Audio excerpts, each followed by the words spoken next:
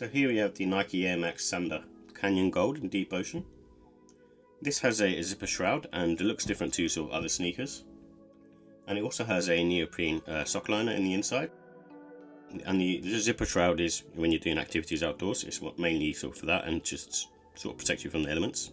And the trainer is comfortable. I wouldn't say it's like the most comfortable trainers, but it feels very much like an Air Max Plus, and I think it's quite sort of plush and soft on foot, and similar to any other sort of Air Max type trainer. And the colour and probably the silhouette isn't for everyone. It's not a typical sort of Nike sneaker. It has a sort of small swoosh on there with sort of minimal branding, and it's more about the actual aesthetics of a sneaker, just looking different to what else is out there, and very sort of gore-core trend. Check out the full review at Kickstarter.